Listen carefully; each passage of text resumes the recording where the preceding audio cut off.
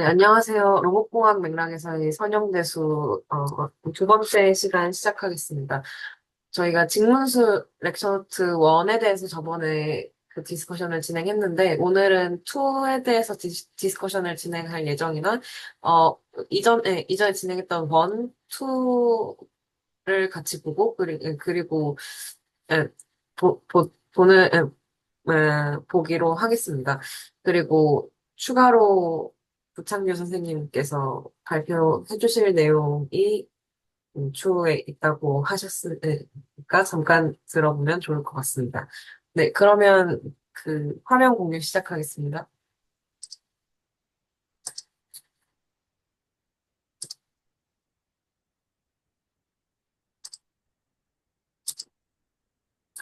네, 화면 잘 보이시나요? 네, 잘 보입니다. 아, 네, 발표에서는 네, 토픽에, 네네. 그러면 일단은 그 렉처노트 1, 2 중심으로 진행하겠습니다. 네. 먼저 렉처노트 2에 저번에 1을 저희가 끝까지 보고, 1에서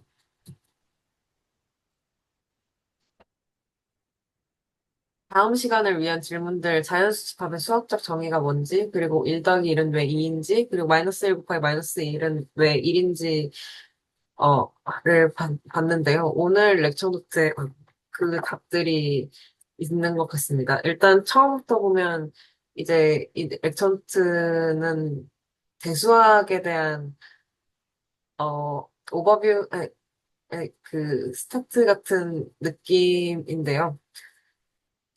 그 다들 혹시 어, 이번 주에 어디까지 보고 오셨는지 여쭤봐도 될까요? 김충희 선생님 안녕하세요. 안녕하세요. 안녕하세요. 음, 네, 그러면 이번 주에 혹시, 네, 간다.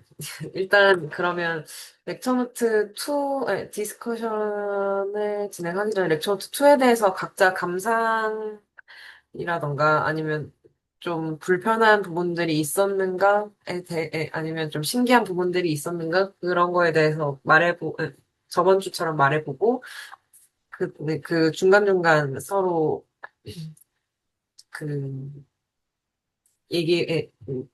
태클 걸어주시길 바랍니다. 네, 일단 저부터 시작하겠습니다. 먼저, 이제 이번 주부터는 네, 구운론이라는 단어가 나왔는데요.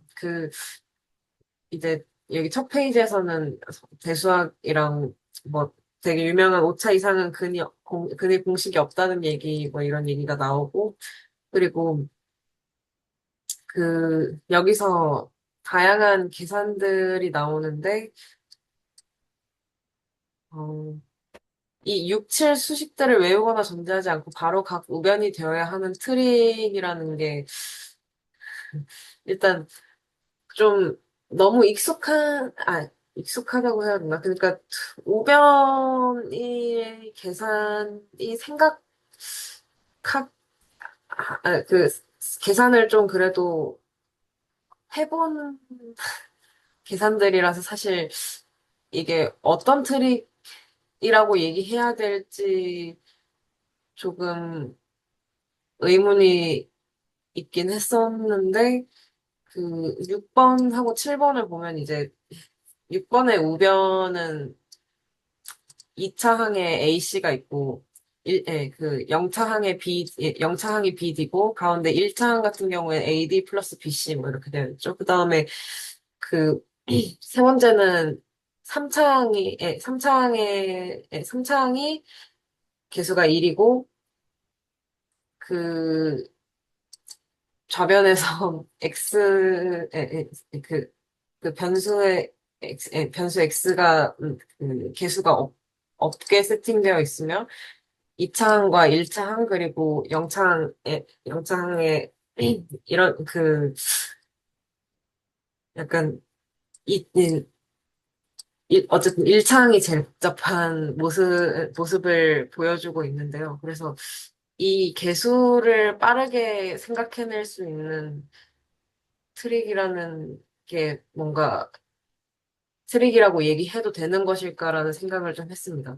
그리고 구와 달리 좌변으로부터 이 내용 같은 경우에는 네, 기억을 일단 하고는 잘 하고 있는 내용이었었고요. 음, 그래서 계산 부분에 대해서는 좀, 네, 그래서 그 제일 큰 항의 개수 부분을 앞으로 분류하고, 이제 그 영창을, 나머지라고 해야 되겠죠? 나머지를 따로 쓰는 식의 계산을 쭉 나가다가, 이제 13번에서 이제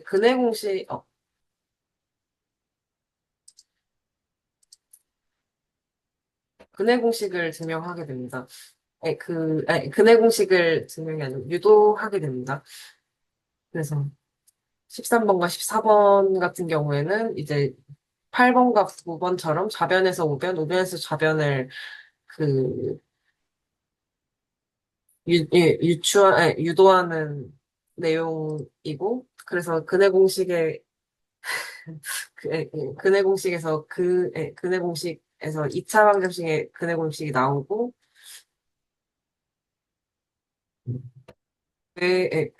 여기서 이제 무존재성이라는 단어가 나오는데, 그, 에, 에, 무, 이 단어를 좀 집중해서 봐야겠다는 생각을 했었고요. 그리고 그는 일반적으로 복소수에 해당하므로 수체계의 정의부터 명확히 한 이후에 살펴보기로 이 부분에 대해서는 이제 이후에 자연수와 정수, 저번 주에 다음 시간에 생각해보자고 했던 질문들에 대한 답이 나오는데, 이제, 그래서 저번 주에 ZFC 공리계라는 것에 대해서 저희가 봤었잖아요. 근데 ZFC 공리계가, ZFC 공리계와 페아노 공리계가 이렇게 두 개가 나왔었는데, 사실 이게 뭐지? 그리고 이게 어떻게 다르지? 라는 거를 정확하게 지금도 아주 정확하게 얘기하지는 못하겠지만, 이걸 알아보니까 ZFC 같은 경우에는 수학의 대부분의 체계를 설명할 수 있는 공리계이고, 피아노 공리계는 그 ZFC 공리계에 완전 포함되는 공리계라고 그 관계를 말할 수는 없지만, 얘는 그러니까 자연수를 위한 공, 에, 에, 그, 자연수 집합의 정의를 위한 5가지 공리들을 얘기하는, 5가지 공리 자체를 얘기하는 거더라고요. 그래서 공리, 공리계라는 것이, 어떤, 서술 방식이라고만 생각을 했었는데, 피아노 공리계는, 그러니까 자연수 시스템, 자연수 시스템? 자연수 집합을 정의하는 그런, 공리계, 즉, 개라는 시스템이라고 그렇게 이해를 하게 되었습니다. 그래서 이제 자연수 집합에 대한 공리 5가지가 나오는데,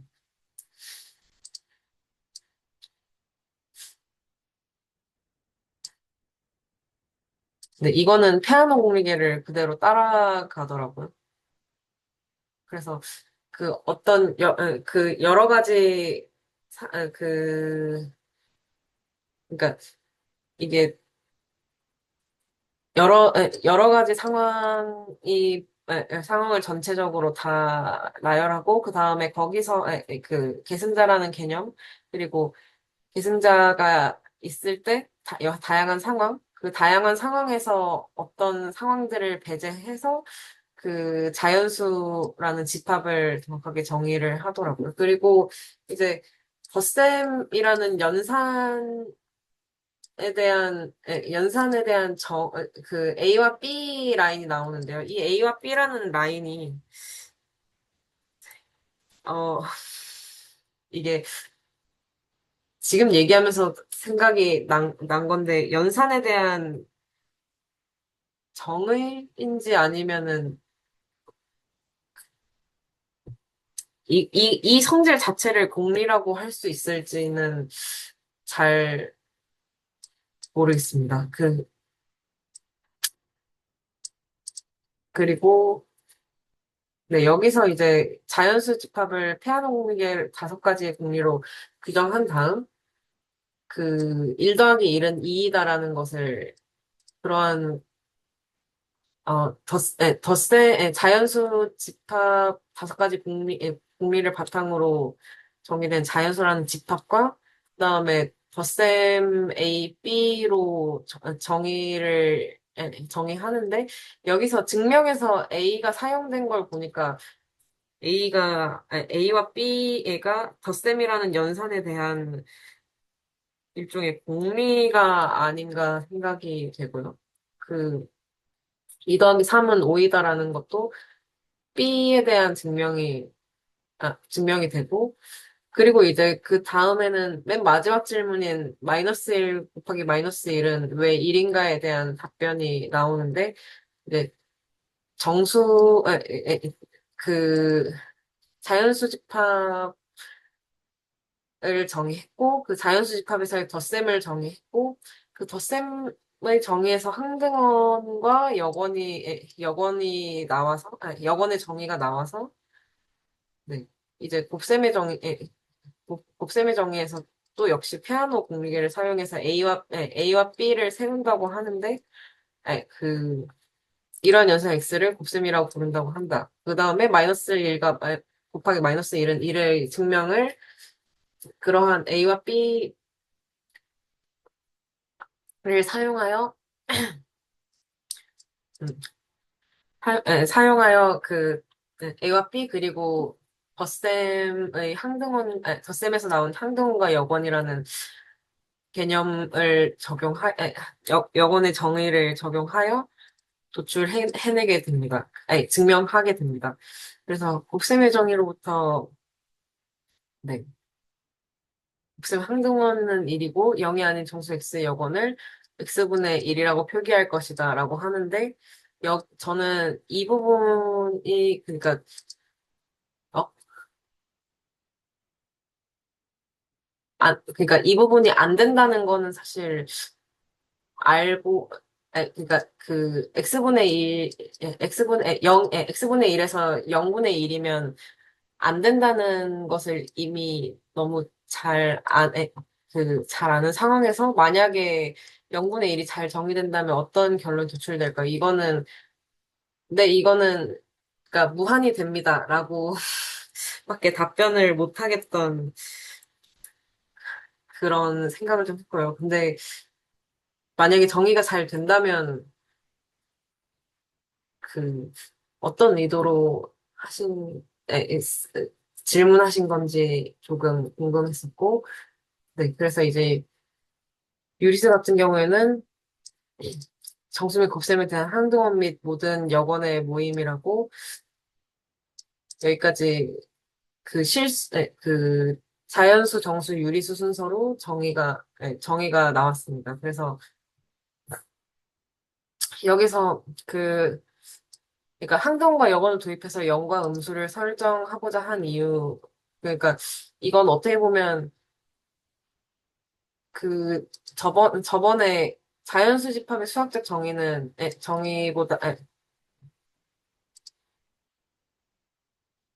정의보다 1 더하기 1은 왜 2인가라는 질문이 좀 더 쉽고, 곱하기 마이너스 1은 왜 1인가라는 질문은, 그러니까 여기서 여기는 바로 가는데, 여기서 여기는 조금 바로 나오지 않는다. 중간에 정수라는 정의가 필요한 것 같다. 그런 생각을 좀 했었는데, 그래서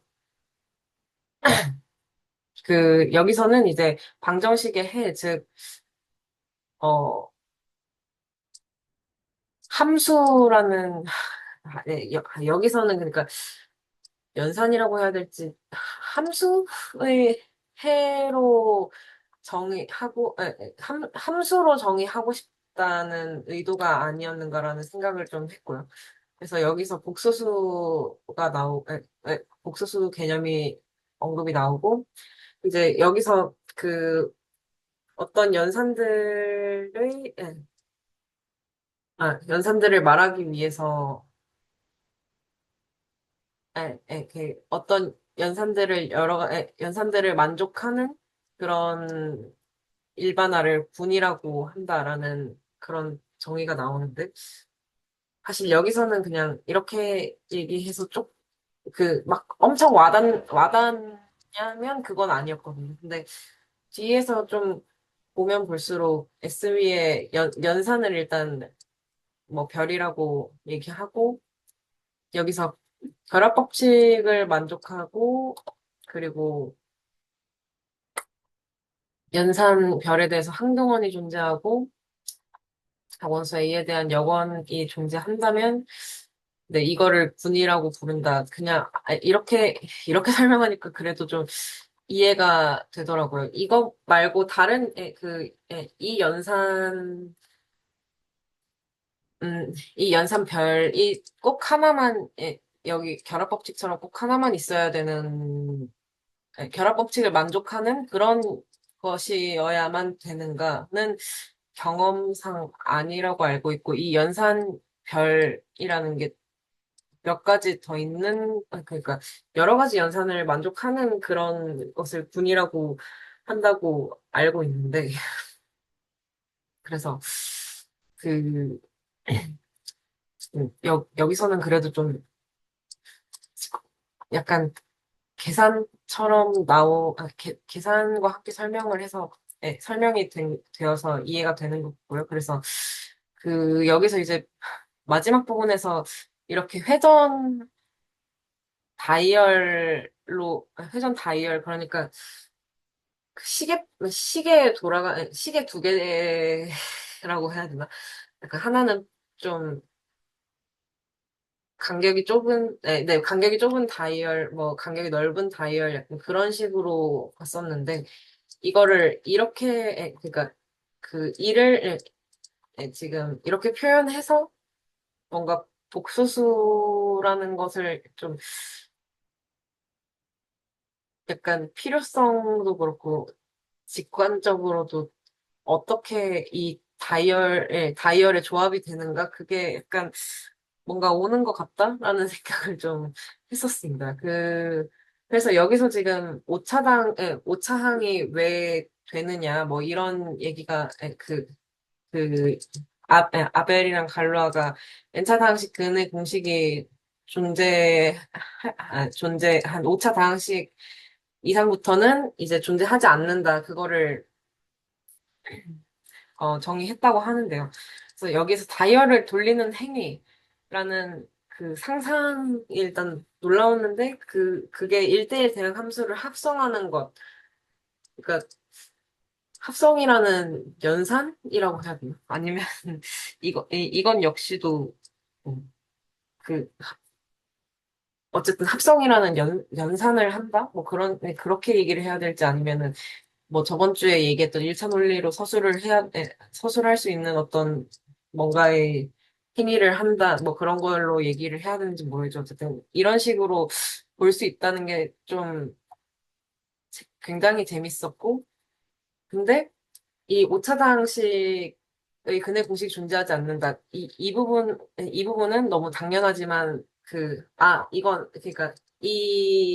명제라고 해야 되나? 이건 알아. 근데 알긴 하지만 이거를 내가 증명해 본 적은 없고, 사실 이걸로는 정확히 상상이 되지는 않았어요.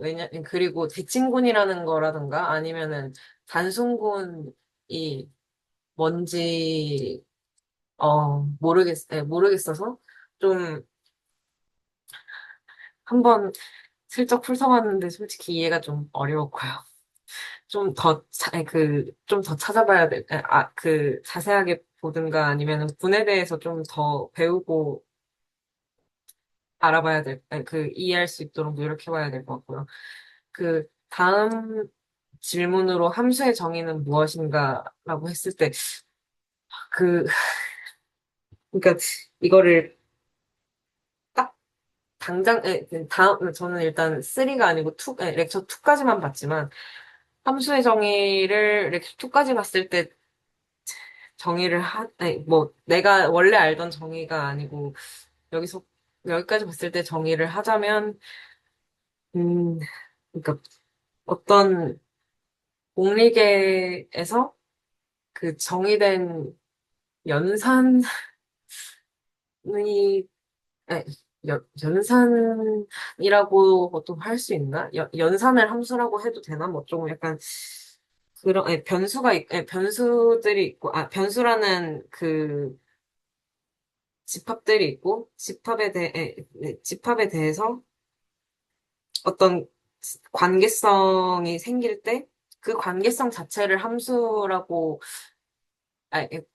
관계성을 서술하는 것을 함수라고 할 수 있지 않을까라는 생각을 좀 했었고요. 그래서 선형함수는 이제 그 중에서도, 그 중에서도 여기 그 선형적인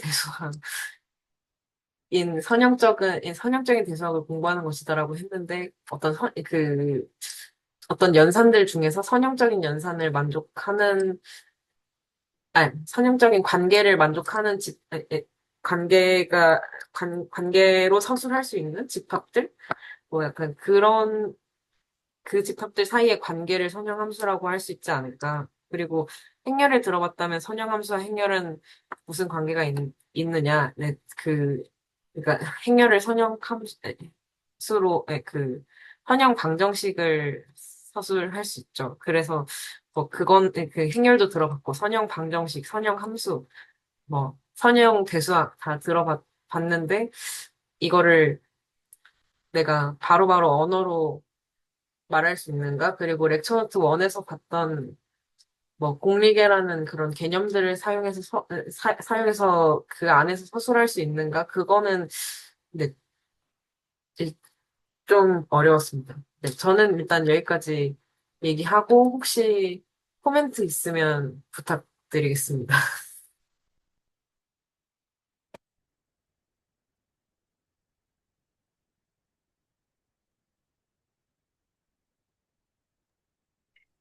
저는 이거 사실 계산하는 그거 있잖아요. 그 네, 계산들이라는 그 페이지, 이 페이지부터인가? 이 페이지부터 근해 공식 유도하는 거기까지. 여기를 막 자세히 보진 않았는데, 저 6, 7번이 무슨 틀이라고 하는 게 저는 사실 지금 처음 보는 것 같긴 한데, 어, 모르겠네요. 저도 사실 그래서 외우거나 전개하지 않고, 그러니까 이게 계산을 자주 해보면 우변이 유도가 되죠? 되는데, 근데 그 전개하지 않고 바로 각 우변이 되어야 하는 트릭? 이거는, 그러니까 여기서 괄호로 묶이는 애들을 얘기하는 것 같다는 생각은 좀 했지만, 저도 사실 잘은 모르겠어요. 음,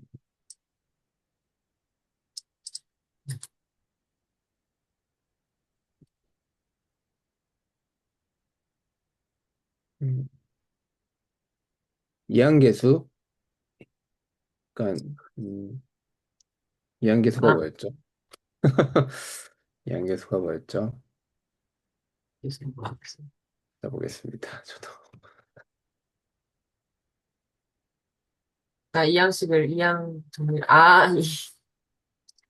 네, 단어, 단어가.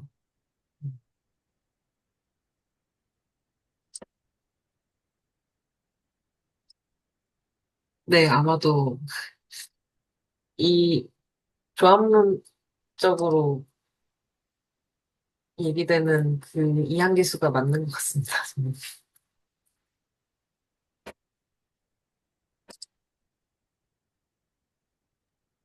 음. 그, 그런- 들리시나요, 혹시? 아, 네, 잘 들립니다. 아, 네, 혹시 이게 지금 선형대수를 하기 위해서 막 시작하신 거죠? 이게. 네, 저희는 네, 일단 공학의 선형대수 스터디이고, 어, 그니까, 일단, 채널지기님 말씀하시는 내용으로는, 그, 어떤 거랄까. 그니까, 나중에 나중에 특히 로봇공학과 관련된 선형대수 토픽들에 대해서 이야기를 어느 정도 유의미한 이야기가 가능하도록 직문수 노트를 같이 살펴보고 디스커션해서 좀 숙지하고 재해석하는 그런 프레임 작업을 먼저 진행하라고 얘기를 하셨습니다. 네. 그래서 그 목적으로 하는 거라서 말씀하시는 내용도 맞는 것 같습니다. 아, 알겠습니다. 보통 수능대수 하면 뭐 행렬, 시작 가는 거 이해를 하고 있었는데 이게 개수도 되게 깊게 파고드시는 것 같아서 궁금했습니다. 어떻게 아, 배워야지? 저도 사실 그러니까 손에 익숙한 계산들이라서, 아, 알겠습니다. 네. 음. 손에,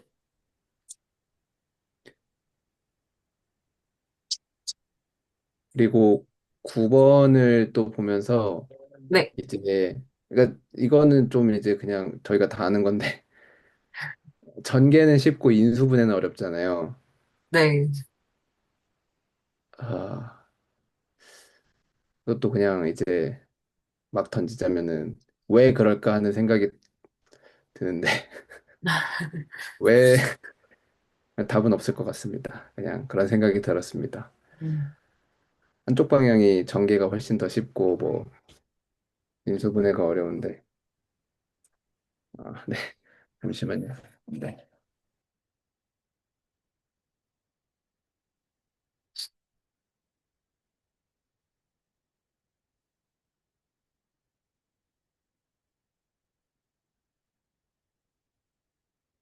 그거는, 일단, 제가 약간만 얘기하자면 아마, 최대 공약수 찾기, 그런, 느, 느낌이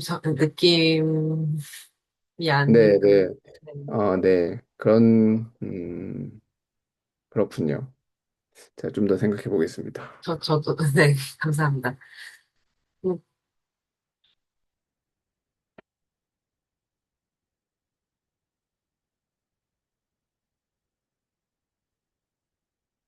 여기도 뭔가, 일단, 최대 공약수 찾고 나머지로 해봐라. 약간 요런 느낌인 것 같다고 생각은 했었습니다.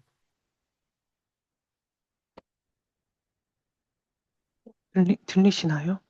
네, 잘 들립니다. 그, 제가 봤을 때는 그 개수랑 차수의 관계를 이제 말하는 것 같거든요. 아, 네, 그, 그러니까 그 9번 같은 경우에도 보시면 이제 차수가 2일 때는 개수가 하나밖에 없고, 이건 아니고 그 7번, 7번 보시면 네. 그 차수가 3일 때는 이제 개수가 1이고 차수가 2일 때는 이제 그 알파나 베타나 감마에 이제 각각이 그냥 있고 뭐 알파 베타처럼 알파에 베타를 곱하거나 그런 게 아니니까 그 이제 곱한 대상이 하나밖에 없는 거고 그리고 그 X인 경우에는 차수가 또 하나 더 줄어들면 오히려 이제 곱하는 대상이 두 개가 되는 거죠. 그리고 마지막은 이제 곱하는 대상이 세 개고 그냥 그렇게 봤습니다. 저도 그러니까 그게 약간, 전개인가? 아니면, 네. 이게 다 또 할 줄 되는 아니까 것인가? 네. 사실 할 줄 아는 상태에서 이게 다 아는 건데 뭔가 좀 뭔가 우리가 인식하지 못하고 있는 규칙이 있나 하고 계속 들여다보게 되는 것 같아요. 네, 저도 그런 느낌인 것 같아요. 근데 뭐 별거 아닐 수도 있고요. 잘 모르겠네요.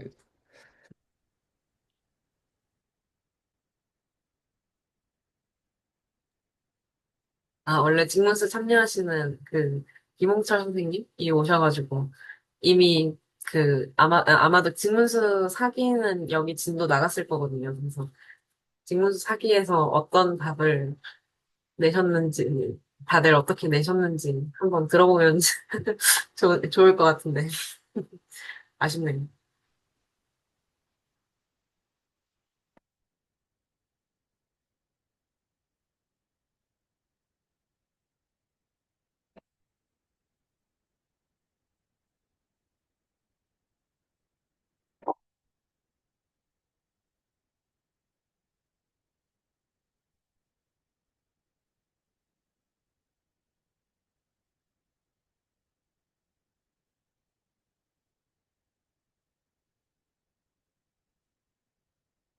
혹시 더 코멘트 있으실까요?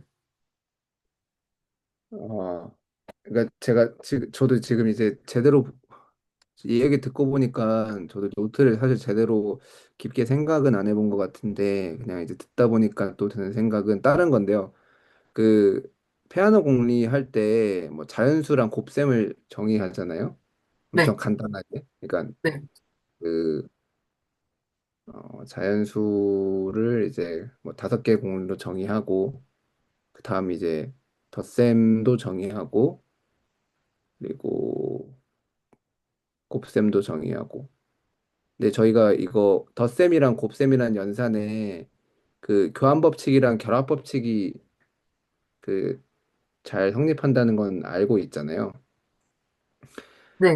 근데 이게 지금 그냥 이것도 뭐 확인을 해보면 될 것 같긴 한데 어떻게 확인할지 모르겠지만 아, 더하기의 교환 법칙이나 뭐 결합 법칙 그런 게 그냥 여기 있는 정의만으로 잘 그 유도가 되는 건가? 한번 네, 확인하고 싶은 생각이 들었고요.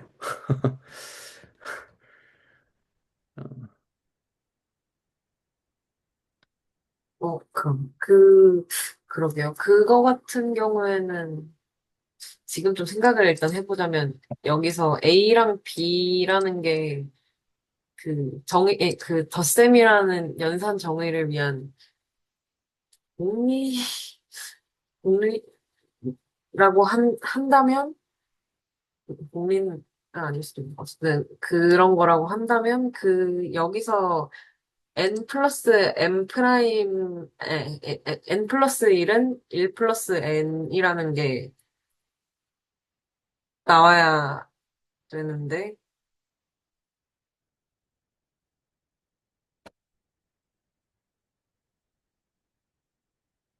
저는,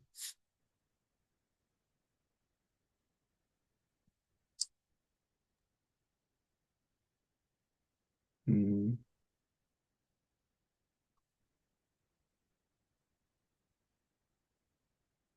아마 그렇게 될 것 같아. 이거 그러니까 n 플러스 1은 n의 계승자인 네, n을 한번 계승한 거고, 근데 1 네, 플러스 n을 하면은 1을 n번 계승한 걸로 n번. 해서 똑같아질 것 같긴 하네요. 뭐 아, 예, 어쨌든 예. 확인은 뭐, 해봐야 될 것 같은데.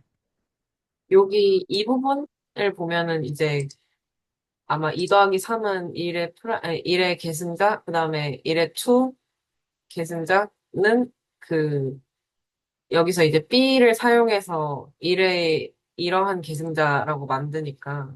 아마 1 더하기 n 같은 경우에는 그 자연스럽게 n 더하기 1 같은 경우에는 n의 계승자가 되고 1 더하기 n 같은 경우에는 이제 n을 이렇게 1의 n 계 1의 n-1 계승자로 해서 그 둘을 예, 음, 그걸 묶어서 이제 또 이러한 형태로 만들어서 그런 결합 법칙이 성립한다라고 증명할 수 있는 것 같습니다. 말씀하신 대로.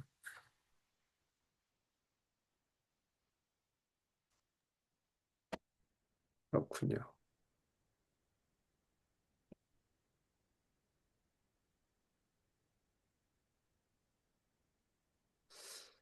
음,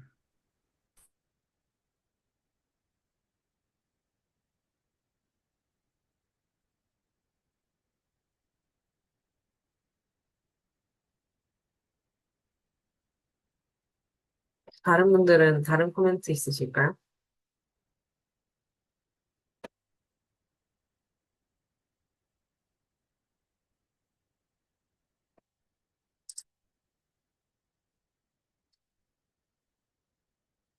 없으시면 일단 다음으로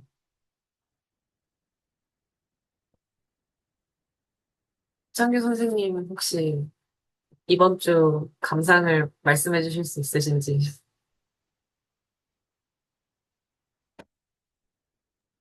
지금은 마땅하게 이제 생각이 나는 건 없는 것 같습니다. 네. 네, 그러면 부태영 선생님은 혹시 이번 주 노트를 읽고 어떤 네, 감상을 한번 말씀 부탁드려도 될까요? 네. 그러니까 저는 아까도 말씀드렸다시피 막 그 이천 선생님 보신 것처럼 자세히 안 본 것 같아요. 지금 생각해 보니까 약간 좀 그런 것 같은데 그래도 이제 한번 얘기 들으면서 이제 드는 생각이랑 조금 뭐 어, 하는 거 말씀을 드리면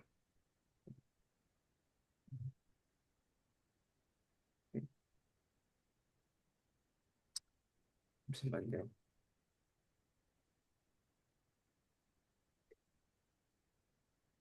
음,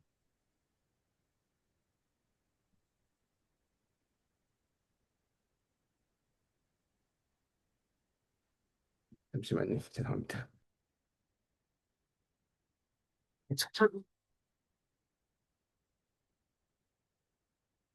전명주 선생님 안녕하세요.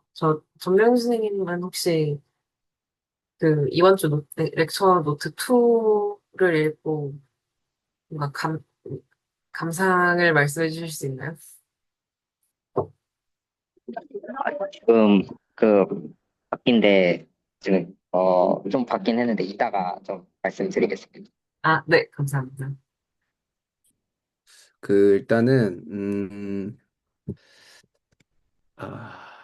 일단 이게 그냥 이거를 보다 보니까 이게 방정식에서 그러니까 그냥 단순히 방정식을 풀기 위해서 이제 저희가 수체계를 좀 찾다 보니까 복소수까지 중간에 이제 자연수 있고 정수 있고 뭐 유리수 쉽게 설명하고 비슷하게 이제 왜 이렇게 뭐 확장을 하냐고 했을 때 그 방정식을 풀기 위해서 뭐 수체계가 확장됐다 그렇게 하는데 그것도 좀 사실 신기한 것 같아요. 그러니까 이게 복소수까지라고 딱 말할 수 있는 것 자체가 음 그거 그냥 모르겠어요. 그게 이거 그냥 이거는 약간 감상 같은 거라 사실 아, 네, 그런 감상을 마음껏 말하시면 됩니다. 네. 그리고 어, 그 항등원과 역원에 대해서도 이제 방정식을 풀려고 항등원과 역원을 찾는다고 이제 언급이 돼 있거든요. 중간에 보면. 네, 맞아요. 네. 네. 근데 이제 그냥 조금 이거를 듣질 않고 그냥 했을 때는 군 군의론에서는 그냥 그냥 정의를 그냥 때려버리니까 군의론에서 그냥 이제 그 항등원과 뭐 여건이 존재해야 된다. 약간 그런 식으로 정의를 바로 때려버리거든요. 그래서 그게 좀 이렇게 생각할 수 있구나. 아니, 사실 뭐 이게 더 맞는 것 같긴 해요. 이게 더 맞는 것 같고 제가 뭐 아, 그리고 어, 그리고 이게 사책연산에서 아까 0으로 안 나눠지는 거 있잖아요. 근데 그거 네. 이제 안 나눠지는 거는 생각해 보면은 그 말이 어떤 이상한 결론이 도출된다는 모순되는 결론이 도출된다는 거를 아마 그 밑이에요. 네. 밑이 아, 네. 뭐 모순되는 결론이 나오긴 할 텐데 이제 음 이것도 그냥 이제 이게 왜 그럴까? 그러니까 단순히 이제 저렇게 정의를 하면은 그냥 모순이 생기니까 아마 저걸 뺐을 것 같긴 한데 이게 단순히 연산이 두 개가 있고 연산 두 개가 뭔가 사용되는 경우에 이렇게 어떤 두 번째 연산에 대해서 그러니까 곱셈이랑 덧셈이 있고 이제 곱셈이라는 덧셈 이후에 두 번째 연산이라고 하면 두 번째 연산이 어떤 이러한 어떠한 여건을 정의할 때 제약 조건을 갖는다는 사실이 어 다른 데서도 뭔가 유용할 수도 있을 것 같다는 생각은 했어요. 그러니까 우리가 사칙연산을 아는 게 지금 더하기랑 곱셈밖에 없긴 한데 그러니까 저도 예시는 없거든요. 사칙 연산이 아닌 이런 두 개의 연산이 잘 호환되는 예시.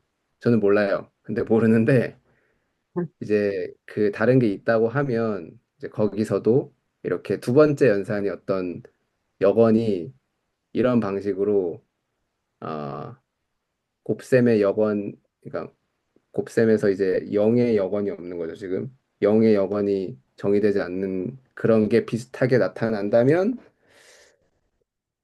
그건 좀 이제 어,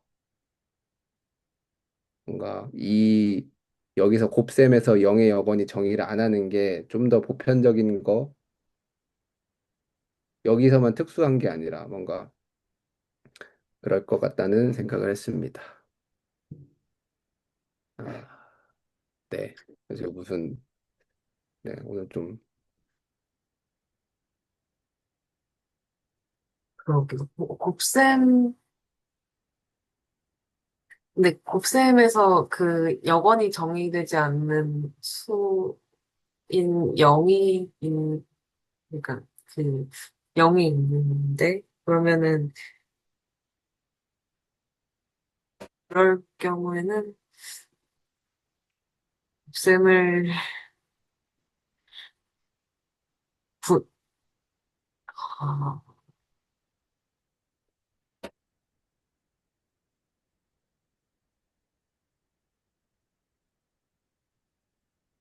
이거는 그러면은 분이라고는 할 수 없을까요? 뭔가 어떤, 그, 여기 밑에 S 위에 연산 별이 주어졌다고 할 때, 이 별이 만약에 곱셈이라면은, 여기서 0이 아닌, 0이 아니어, 다른 경우에는 성립한데 0인 경우에는 이게 정의가 미묘하게, 근데 그런 경우에는 이 곱셈을 그, 조, 조건으로 갖는 곱셈을 바탕으로 해서 만들어진 정의되는 집합 S 군이 있을까요? 어, 다시 말씀해 주시죠. 제가 아, 이해를 네, 못한 것 같아요. 아니요, 저도 질문을 좀 제대로 이해 못한 상태에서 한 것 같아서 그 일단은 0이 아닌 정수 x의 여건을 x분의 1로 표기할 것이다라고 했는데 여기 지금 밑에 보면 집합 S 위에 연산 별이 주어져 있고 여기서 연산 별에 대해서 항등원이 존재하고 각 원소에 대해서 여건이 존재한다면 그런 집합 S를 군이라고 부른다라고 하는데 여기서 연산 별이 만약에 별 또는 뭐 여러 가지 별 중에 하나가 만약에 곱셈이고 그 곱셈에 대한 항등원은 1인데 각 원소에 대한 여건 X가 대부분 존재하지만 원소 0에 대한 여건은 정의, 그러니까 존재한다고 할 수, 할 수 있는, 없으므로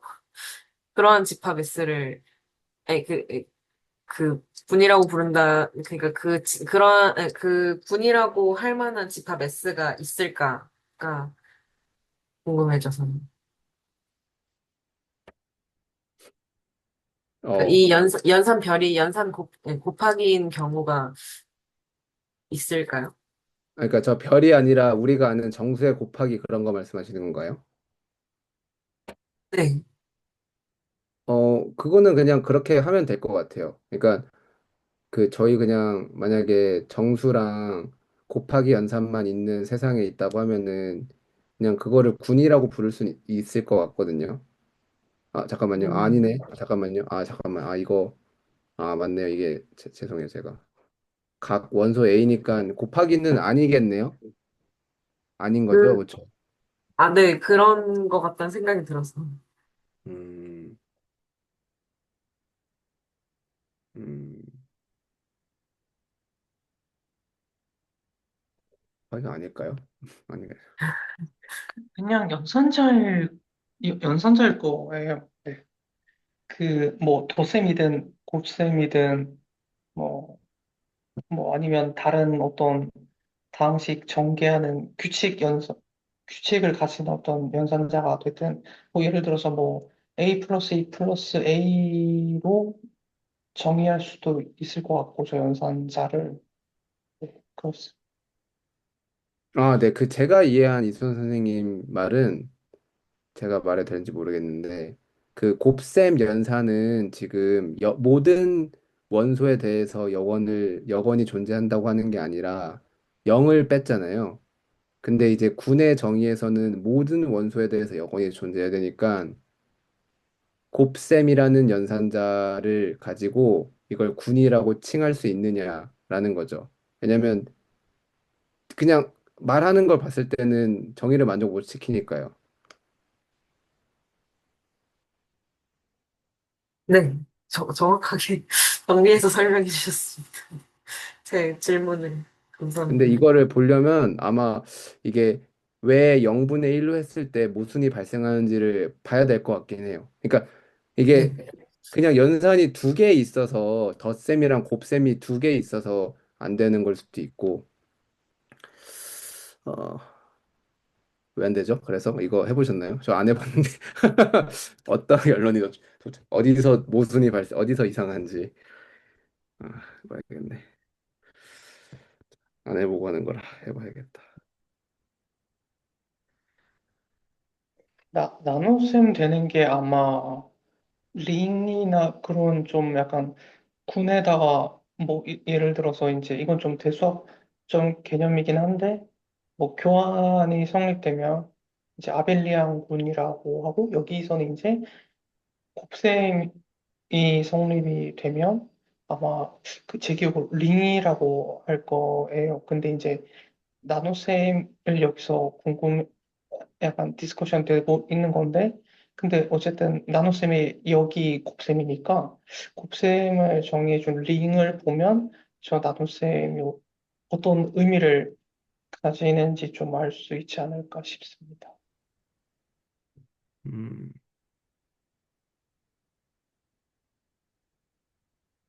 혹시 그 내용이 이후에 렉처 노트에 나올까요? 저는, 그건 저 예전에 학교에서 전공할 때 본 거라 여기 있는지는 잘 모르겠어요. 그러면 앞쪽을 살짝 한번, 아, 여기는 아예 우린 정수 집합과 덧셈, 0이 아닌 유리수 집합과 곱셈을 분일한 대상으로 일반화했다라고 하는 걸 보니, 여기서 0이 아닌이라는 조건이 들어가는 것 같네요.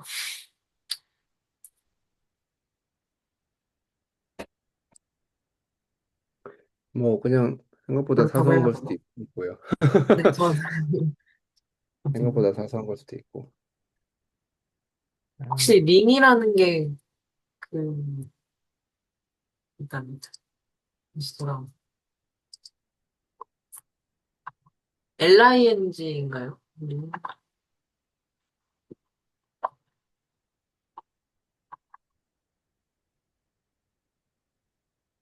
네. 아, 부장에서는, 네.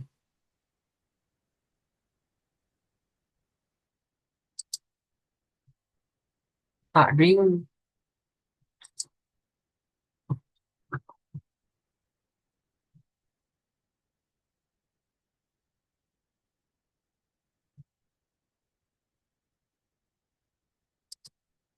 아, 여기 환이 있나요?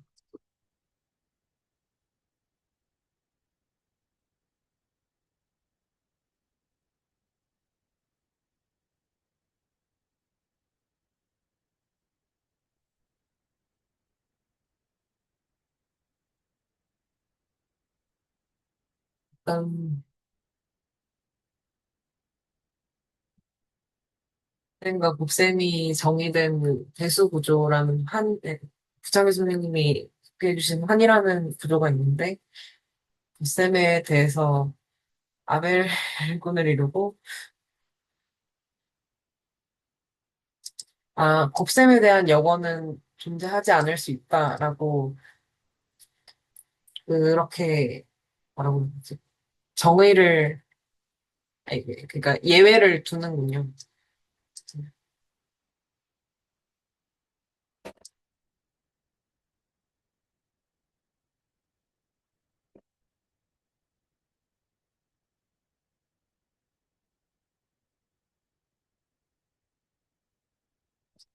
지금 그냥 드는 생각으로는 이제 네, 이제 렉처 노트에서 0분의 1이 정의가 안 되니까 저렇게 환이든 저 노트에 나오는 곱셈, 아니, 나눗셈에 대한 거든 이제 저거를 제외를 하고 생각을 하잖아요. 여번을 바라볼 때. 근데 네. 저거처럼 그 0분의 1이 정의가 되면 뭐 저런 게 없지 않을까. 그러니까 예외를 두지 않고 모든 경우에 여건이 존재하는 걸 뭐 환이라고 하고 뭐 렉처 노트에서는 이제 뭐 영인 정수 x의 여건도 x분의 1로 그러니까 약간 근데 그냥 사소한 문제 같아요. 그러니까 정의가 안 되니까 저거를 빼야 되는데 어떻게 뺄까에 대한 거를 다룬 게 아닌가 아, 싶습니다. 아, 그, 예외 처리가 필요해서 이렇게 예외 처리를 위한 티오리를 새로 정립하는 그런 거군요. 그러면, 만약에 0분의 1이 잘 정의된다면, 일단 좀 더 정의가 쉬웠을, 네, 그랬을 것 같기도 합니다.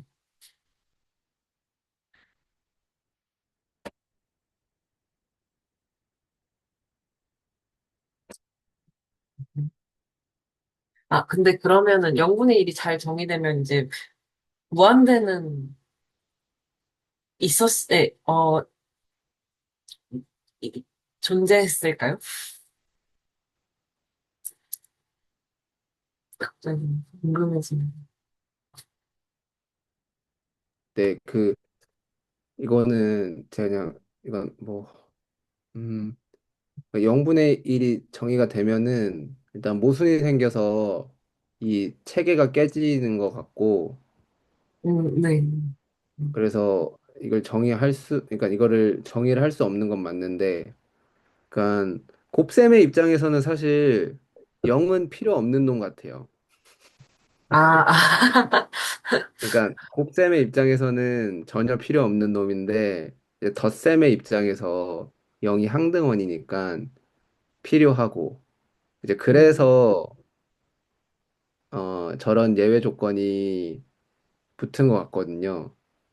아, 네, 그러니까 그냥 단순하게 그러니까 이거 그냥 보이면 되긴 하는데 이게 만약에 0분의 1이 정의되면은 그러니까 0분의 1이 정의된다는 게 무슨 말이냐면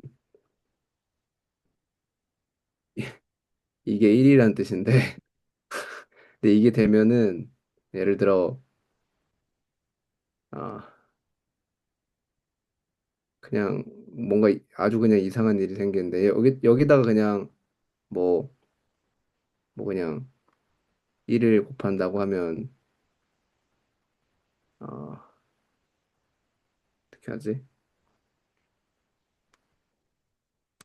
그냥 여기다가 만약에 곱하기 1을 해서 여기 그냥 1을 곱하고 잠깐만 잘못했다. 이렇게 한다고 하면 아니, 그냥 양변에 1을 곱한 거죠. 근데 이건 이렇게 하고 이렇게 한다고 하면 이게 무슨 일이 일어나냐면 이게 0이 되고 그래서 1이 0분의 1이 되는 아주 마법과 같은 일이 생기는데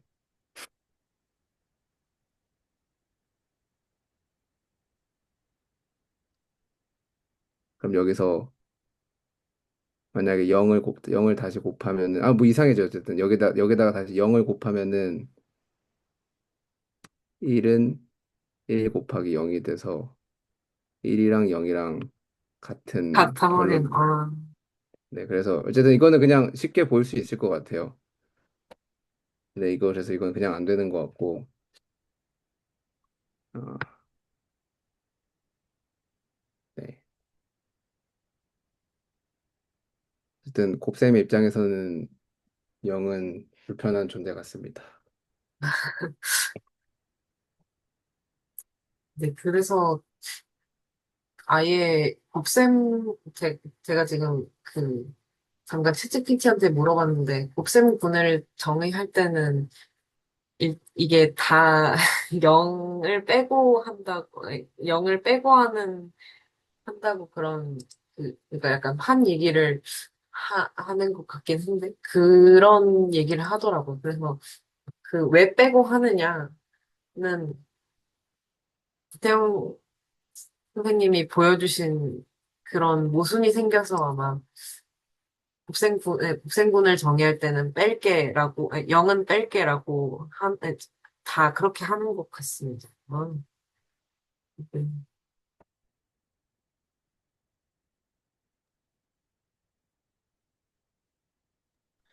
그리고 아까 그 이순 선생님 말씀하신 그 0분의 1이 만약에 0이 정의가 되면 무한대가 되냐에 대해서는 그게 이제 고정된 상수값인 0이 아니라 무한소인 0으로 보낼 때 이제 0분의 1이 무한대라 그러니까 저게 정의가 된다고 해도 무한일지는 좀 생각을 해봐야 될 것 같습니다. 저 혹시 무한소라고 하셨나요? 네네.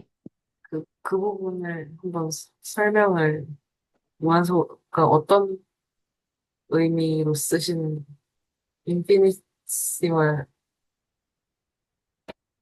아, 그러니까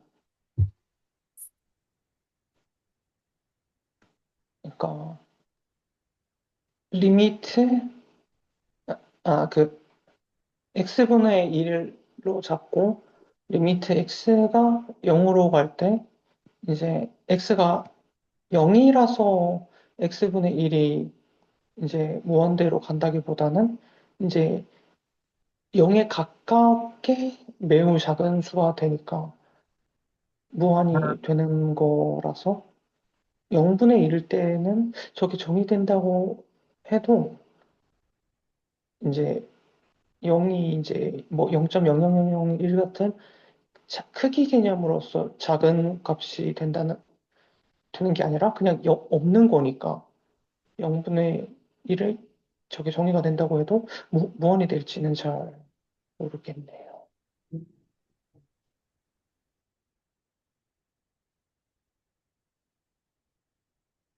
음,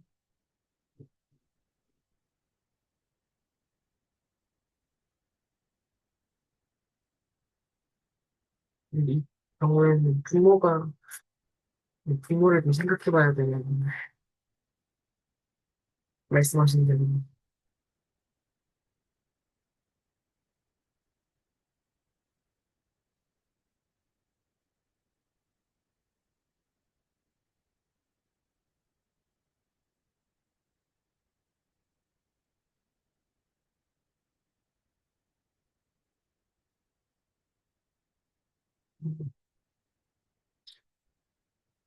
코멘트 감사합니다. 그리고,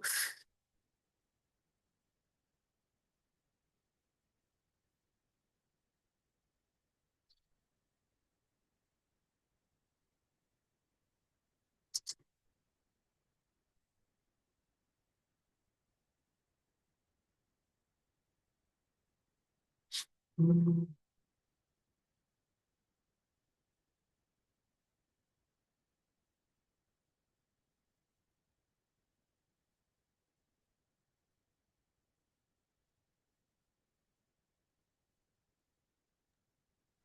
그리고 뭐 또 다른 감상은 그, 네, 감사합니다. 네, 그 뭐 덧셈도 그렇고 곱셈도 그렇고 사실 여기서 그러니까 곱셈을 정의할 때도 그렇고 덧셈을 정의할 때도 그렇고 엄청 쉽게 한 것 같아요.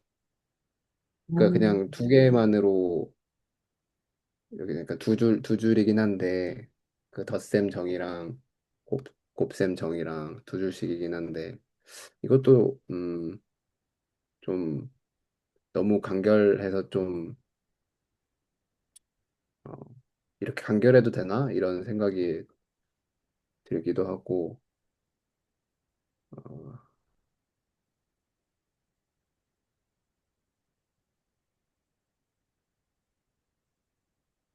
어, 그쵸. 사실, 이 그러니까 덧셈이나 곱셈 같은 연산들을 정의하는 애들이, 어, 이 라인들이 다 공리인가? 는,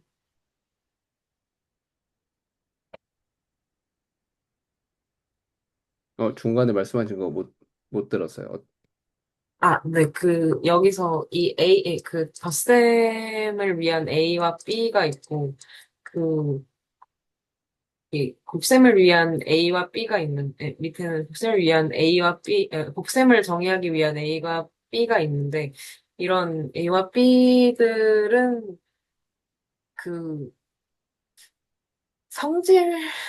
성질이라고 얘기를, 이 성질들을 만족시켜야 한다고 하잖아요. 근데 이 성질이라는 게 음, 이 성질이 공리와 동일한 의미인지 아니면, 근데 공리와 동일한 의미는 아니겠죠? 그 제가 해석하는 거는 그냥 사실 성질이라고 안 하고 그냥 조건이라고 해도 그러니까 이거는 이제 어떤 거를 연산으로 부르겠다라고 정의하는 거니까 사실 다음 두 조건을 만족시키는 연산으로 정의한다 정도로 해석해야 될 것 같아요. 그러니까 뭔가 성질의 어떤 그런 단어가 주는 그 무언가 때문에 지금 혼란스러우신 게 맞으시면 네, 그냥 맞습니다. 네. 그냥 조건으로 치환해서 사실 생각해도 똑같을 것 같아요.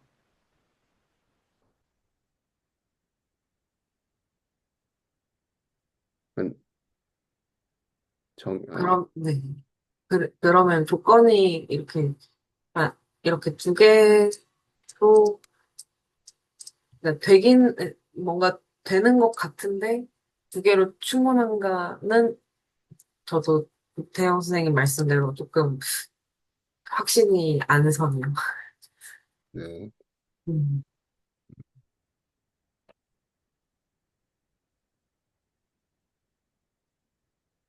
음,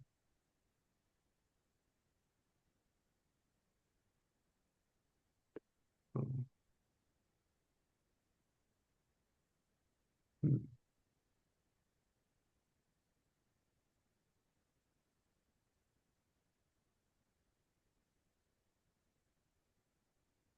그러면 공리라는 거는 이제 전부 다 피아노 공리기 위해서 세워지는 걸까요? 이거는.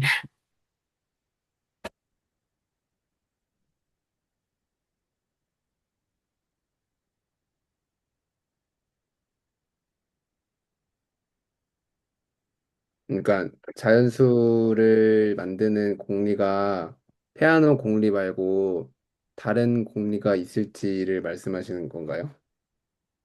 아니요, 제가 말하는 거는 이런 덧셈이라던가 곱셈 등등등 연산을 정의할 때는, 정의하기 위해서는 일단 피아노 공리계 위에서 이런 연산들이 어떤, 연산들이 나오나라는 생각이 들었어요. 그, 그러니까, 제 생각에는 그 이제 피아노 공리계가 그렇게 설명이 되는 건진 잘 모르겠는데 그 이제 마이너스 1 곱하기 마이너스 1이 0이라는 걸 증명할 때도 그렇고 그 이제 y 프라임이 y 플러스 1이라는 개념과 결합 법칙을 이제 도입을 해서 그걸 증명을 하는데 그런 걸 보면 이제 단순히 y에서 1 커진 y 플러스 1을 쓰는 게 아니라 제가 본 거는 그 인덱스 개념으로 봤거든요. 그러니까 그 자연수나 이제 정수에서는 1이 최소 크기 단위니까 1을 예를 들어서 이거 보드 혹시 어떻게 쓰는지 아시나요? 제가 한번 시도해 보겠습니다. 아, 화이트보드가, 네.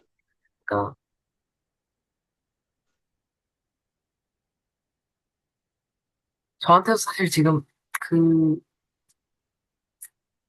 화이트보드 자체가 나오지 않는 것 같은.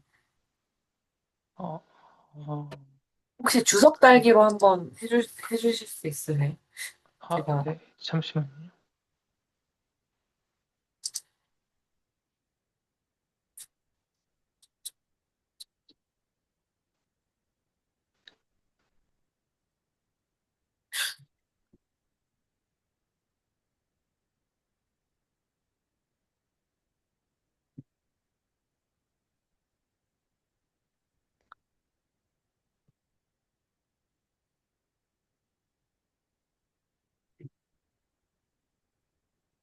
네, 저도 지금 그 몰을 봤는데 그 부분에 화이트보드가 아예 없는 것 같아서. 저는 공유 중에는 안 된다고 나오네요. 그 아, 공유 화이트보드가. 중이면요. 네, 네. 그러면 제가 지금 잠깐 공유를 좀 끄겠습니다.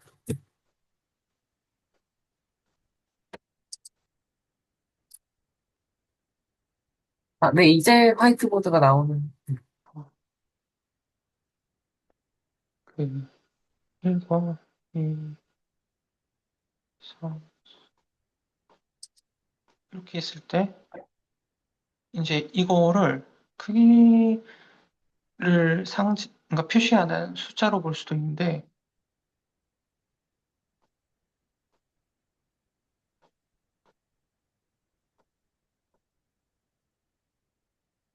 아, 이거 표기를 기억이 안 나네요. 이거 맞는지 잘 기억이 안 나는데, 뭐 하여튼, 음,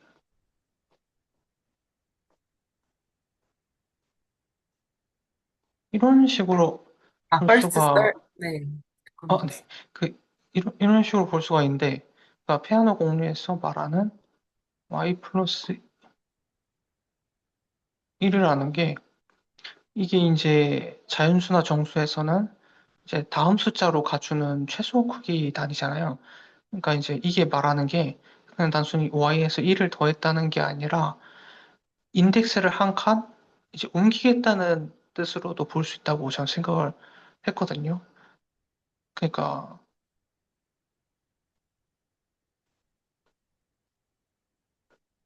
이거를 이제 증명할 때 나온 게 이거를 그러면 마이너스 1 곱하기 마이너스 1이 1이 2죠. 네, 네. 음, 그, 그 렉처 노트에 이런 식으로 나와 있잖아요. 네. 근데 이제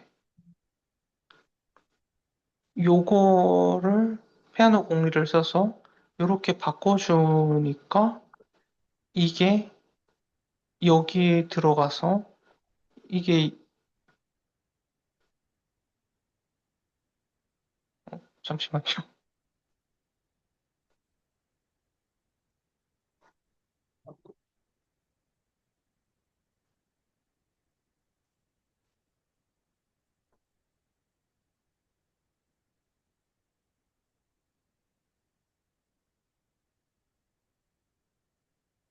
아,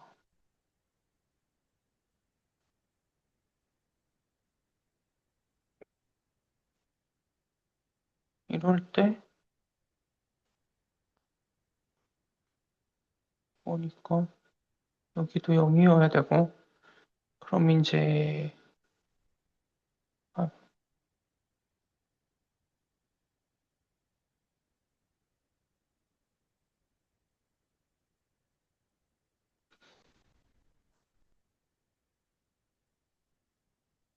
어,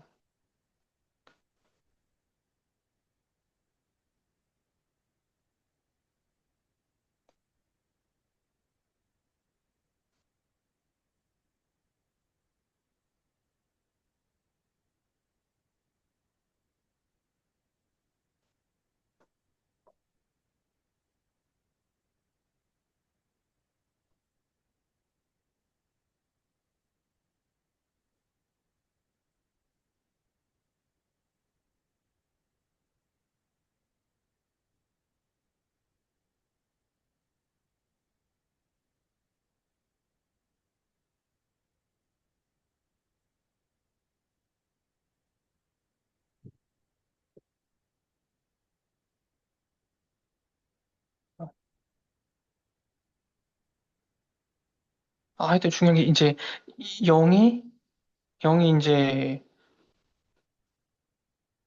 그 여기 렉처 노트 보시면 이거라는 거잖아요. 이거에서 이제 피아노 공리를 써가지고 마이너스 1에서 이제 한 칸 더 땡기니까 이제 0이 돼서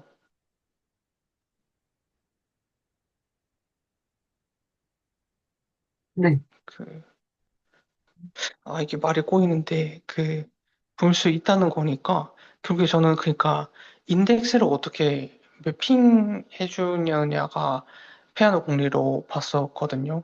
그러니까 그 수체계 자체가 실수만 이제 uncountably infinite고 나머지는 이제 다 countable이니까 뭐 infinite든 finite든 그러니까 이제 인덱스를 어떻게 적절히 줘가지고 줄 수 있느냐가 그냥 이거에 약간 좀 그렇게 보는지 모르겠는데 좀 핵심이지 않을까 싶었습니다. 이거 어떻게 끄죠?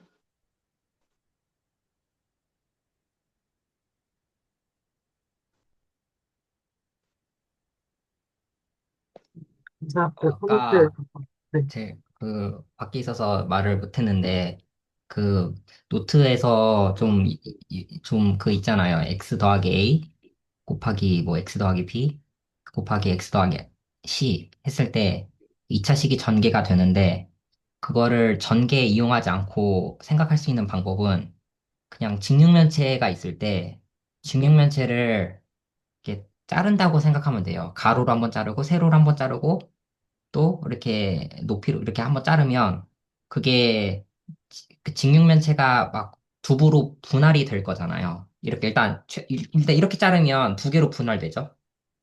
근데 또 이렇게 자르면 네 개가 생기겠죠. 두부가 네 개가 생기겠죠. 네. 그리고 또 다른 방향으로 하면 또 항이 생길 거예요. 그 여덟 개가 생길 거예요.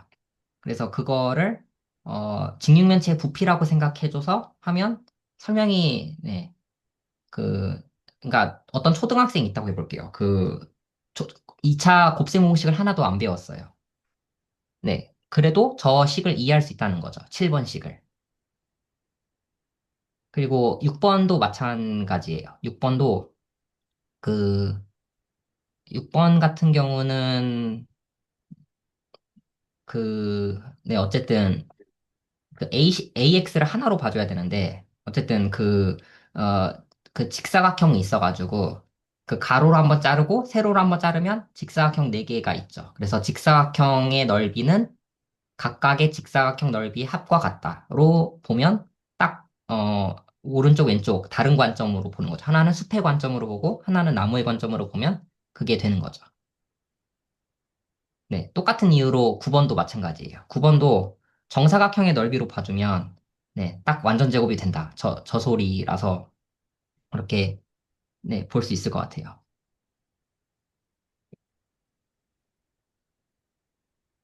그,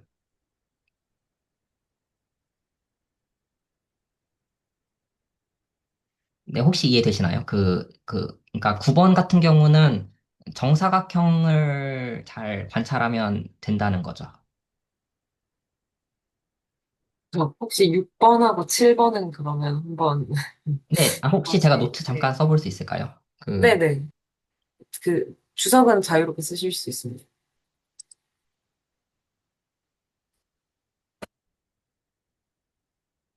아, 어, 잠시만요.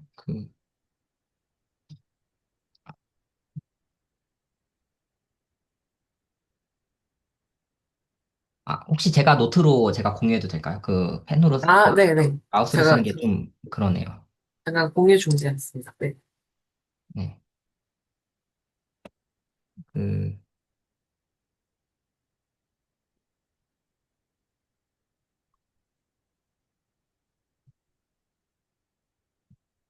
그러니까 일단은 그거거든요. 일단 이거를 일단 전개할 수 있으면 되는데, AX 더하기 B 그거는, 네. 그래서 이거를 직사각형이 있다고 해볼게요. A 더하기 B가 있고, 뭐 C 더하기 D가 있으면, 이거를 자르는 거예요. 이걸 자르는 거예요. 그래서 이게 A가 되고, 이게 B가 되게끔 자르고, 이거를 이렇게 자르면, 이게 C가 되고 이게 D가 되게끔 자르면 우선 첫 번째 이 전개하기 전에 이거 해석은 가로 곱하기 세로 A 더하기 B라는 이거 혹시 이거 써지는 거 보이시나요? 아, 네. 지금 보입니다. 네. 이게 좀 딜레이가 있네요. 이게 딜레이가 있으면 안 되는데. 네, 좀 이상하네요. 그 딜레이가 있어서.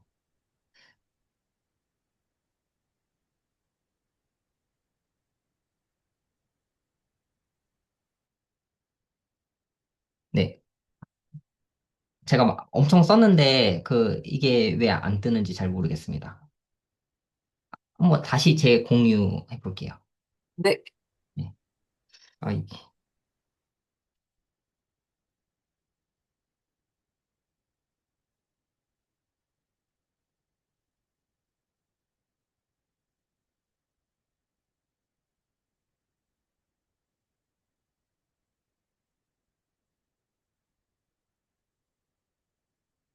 네, 이렇게 되면서, 어,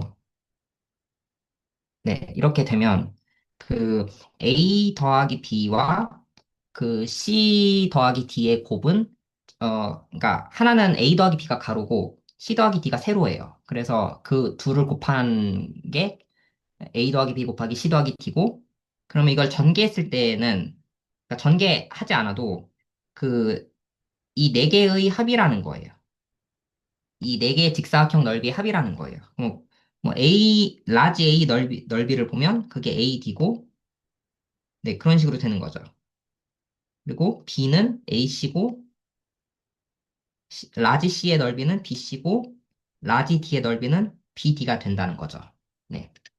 그래서 이렇게 설명이 가능하고, 그리고 X제곱 더하기 2X 더하기 1은 그, 이게 X가 정사각형이 있으면 그 2X를 이렇게 봐주는 거예요. 이렇게 봐주면, 그리고 얘를 반으로 쪼개요. 얘를 반으로 쪼개면, 그리고 하나를 이렇게 붙여요. 이렇게 1 붙이고, x 붙이고, 1 붙, 그러니까 직사각형 반으로 쪼개졌으니까 이렇게 붙일 수가 있죠. 그리고 1짜리 정사각형을 이렇게 두는 거예요. 그러면 적으로 봤을 때, 전체적으로는 x 더하기 1의 제곱이죠, 넓이가. 근데 쪼개서 봤을 때는 x제곱, x 1 해서, 네, 이렇게 쪼개서 볼 수가 있죠. 네, 그래서 근해 공식도 이렇게 곱셈 공식 모르고 그리고 완전 제곱식을 몰라도 그 2차 방정식의 근해 공식을 네, 증명할 수가 있어요. 그 2차식 곱셈 공식을 익히려면 이런 걸 알아야 되는 거잖아요. a 더하기 b의 제곱이 우선 이렇게 된다는 걸 알아야 되고 뭐 그리고 분배 법칙도 알아야 되는데 이게 식이 있으면 이게 분배가 된다는 것도 알고 있어야 돼. 알고 이게 선행이 되어야 대수적으로 이렇게 증명이 가능한 건데 이 그림을 이용하면 이런 곱셈 공식 하나도 모르고 이런 방법을 모르고 전개 어떻게 하는지 그리고 이 분배 법칙을 몰라도 그 2차 방정식의 근해 공식을 어, 정확히 유도할 수가 있다는 거죠. 네. 그리고 그 부피도 마찬가지예요. 그 x 더하기 a, x 더하기 b, x 더하기 c는 그 직육면체의 부피예요. 이게 x 더하기 a고 여기가 x 더하기 b고 이게 x 더하기 c인데 이거를 그 이 정육면체 있죠. 그 한 변의 길이가 x인 정육면체의 관점에서 그러면 남아있는 변을 보면 이게 a가 되잖아요. 그리고 이 남아있는 부분이 이게 b가 되고 여기는 a가 되고 남아있는 높이도 있었네요. 높이도 있었네요. 이렇게.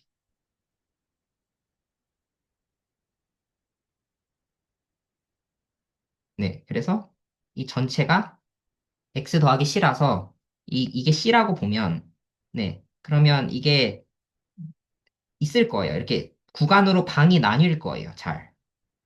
그랬을 때 이 남아있는 이 직육면체들의 그 부피들을 각각 구해보면 어떤 항은 x제곱 a고 x제곱 a인 부피가 있을 거고 x제곱 b인 부피도 있을 거고 x제곱 c인 부피도 있을 거고 네, ABX짜리 부피도 있고, BCX, ACX, 그리고 ABC짜리가 제일 작은, 직육면체의 부피예요. 이렇게 해서 된다는 거예요.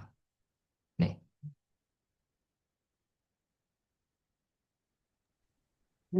감사합니다. 그러면 그러니까 이게 부피랑, 7번 부피, 7번이랑 8번을 부피와 정사각형에 뭔가 굉장히 약간 기하학적이고 직관적으로 계산할 수 있는, 그러니까 전개하지 않고 뭔가 내가 다른 정보를, 아니, 결합 법칙 같은 거를 모르고 그런, 그러니까 사전 지식을 외우는 게 없이 우변으로 그 만들 수 있는 그런 트릭인 것 같은데, 혹시 6번, 제가 그러니까 7번, 8번은 X가 잘 나왔는데, 네. 6번 같은 경우는 그러면 아, 지금 A 플러스 B랑 C 플러스 D로 하셔서 혹시 X가 어떻게 되는지 아, 이거, 직관적으로 다른 7, 8번은 오는데, 네, 6번이 약간, 아, 네, 그렇죠. 근데, 글쎄요, 이거는, 그냥, 얘를 하나로 봤을 때는 아까 그거가 되잖아요. A 더하기 B 곱하기 C 더하기 D처럼 네. 봐줄 수가 있잖아요. 뭐, 그렇게 하면, 우선 이 항이 뜨고,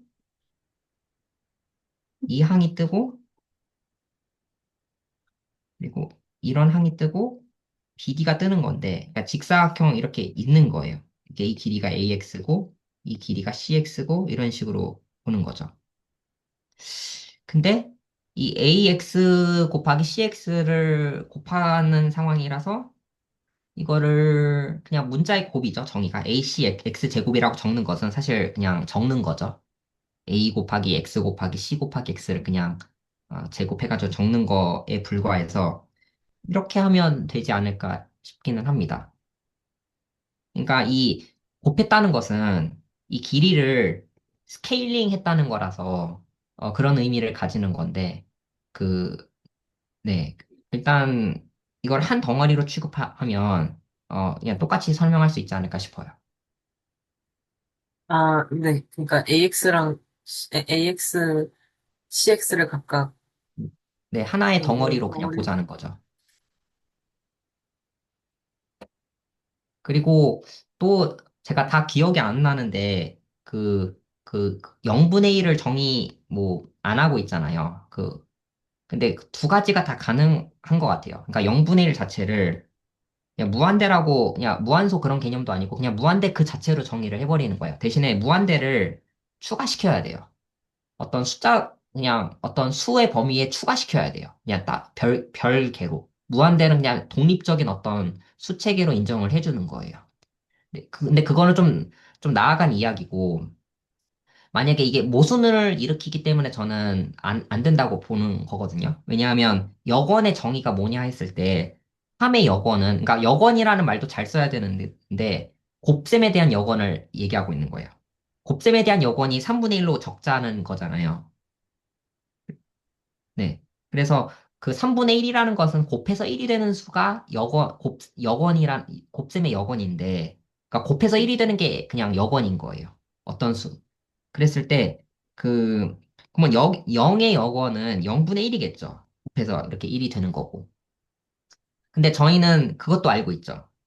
임의의 수를 데려왔을 때, 0이랑 곱하면 그 0이 되는 걸 또 증명할 수가 있거든요. 네. 0은 어떤 수냐면 덧셈에 대한 항등원이고요. 네. 그랬을 때 그 임의의 수를 아무거나 데려와도 0과 곱하면 언제나 0이 된다는 거를 증명할 수가 있어요. 그러면 이런 뜻이죠. 0이랑 곱한 수는 언제나 0이다라는 이런 게 하나 있는 거죠. 근데 0분의 1의 정의 자체는 그 0과 곱해서 1이 되는 게 그 0의 여건의 정의잖아요. 곱셈의 그 네, 곱셈에 대한 0의 여건. 네, 그거를 그냥 노테이션으로 0분의 1이라고 적는 거고.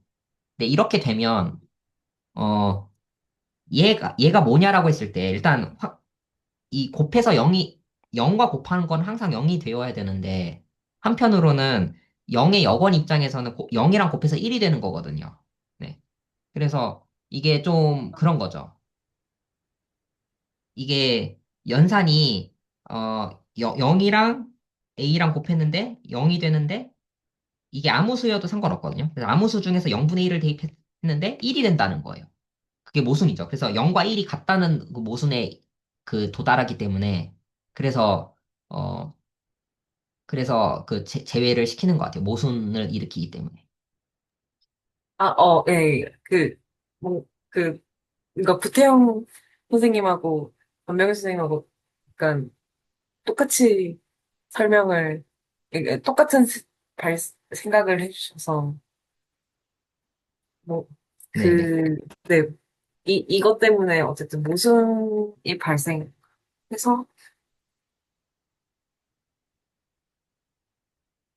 네, 그쵸. 0분의 1이 그러니까 네, 정의되지 네, 않는다라고. 곱셈의 역원 입장에서는 곱해서 1이 되는 건데, 0분의 1은, 근데 0이랑 곱해서 1이 되는 건데, 근데 어떤 수와, 그러니까 0이랑 곱하면 언제나 0이 된다는 이 두 개의 사실이 충돌이 되면서, 네, 그래서 0분의 1이 좀 문제가 있다 해서, 네, 제외시키는 것 같아요. 그리고 여기서 0과 1은 다른 수죠, 일단. 다른 수로 정의를 하는 거죠. 네. 근데 아, 첫 번째에서 제가 원래 처음에는 별 생각이 없었는데, 이제 설명을 듣고 나서 든 생각이, 그 다항식의 항의 곱이 이제 저거를 이제 직사각형의 넓이로 보잖아요. 예를 들어 x 플러스 a 곱하기 x 플러스 b로 하면, 근데 x 플러스 a는 넓이가 아니라 길이로 볼 수 있고, 그러니까 이게 다항식의 항들의 곱이 아래 1을, 아까 이 표현이 모르겠는데 1차원 실수계라고 하나요? 지금 기억이 안 나는데 하여튼 그 축들을 누적하면서 R1 곱하기 R1을 만들어 주고, 그렇게 보면 이제 다항식의 항들의 곱이, 항이 예를 들어 하나면 그냥 직선이고 두 개면은 넓이니까 저런 발상이 자명한 것 같네요. 네.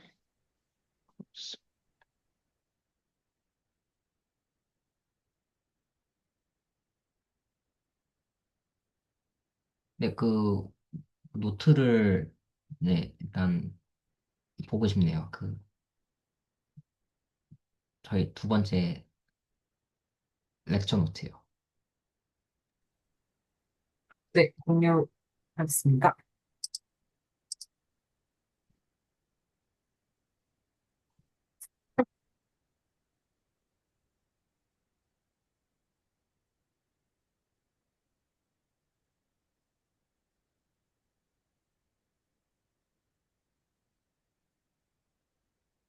그리고 뭐랄까요. 그 자연수, 그러니까 페아노 공리는 단순히 그냥 자연수를 저희가 원래 직관하고 있던 그 자연수 집합을 그 좀 말이 되도록 공리화를 시킨 것에 어, 네, 불과해서 만약에 그 페아노 공리로 모든 연산이 확장이 된다? 그러니까 일단 자연수 그 자체잖아요. 페아노 공리는 자연수 그 자체인데, 자연수 집합 그 자체인데, 거기서 자연수에서는 그래도 덧셈이라는 연산도 있고, 곱셈이라는 연산도 있고, 그거를 다 담아내는 것까지 한 건데, 페아노 공리가 곱셈도 그렇게 정의를 해버리죠. XY 다음은 XY 더하기 X. 네, 그러니까 y 더하기 1을 그냥 분배한 거라는 거죠. 네, 그렇게 해버리면 작동이 그 공리적으로 잘 된다. 그래서 약간 공리는 약간 그런 생각이 좀 들어요. 인간으로서는 그냥 자연수 집합하면 굳이 페아노 공리가 필요하진 않을 건데, 근데 이거를 엄밀하게 하는 과정에서 컴퓨터한테 시킨다고 해볼게요. 컴퓨터한테 이거를 이해시킨다고 했을 때는 그 직관을 잘 시스템을 줘야 되잖아요. 그 규칙을. 그래야 그 인간이 생각하고 있는 그 자연수 집합과 그 작동하는 그 방식과 그 기계가 인공지능이 그 받아들이는 그 이해하고 있는 그 자연수 집합이 일치하려면 그 갭이 없어 그거를 잘 메꿔줘야 돼. 그게 해주는 게 피아노 공리계다. 그게 공리계 역할이다. 이렇게 생각이 좀 들었습니다. 오,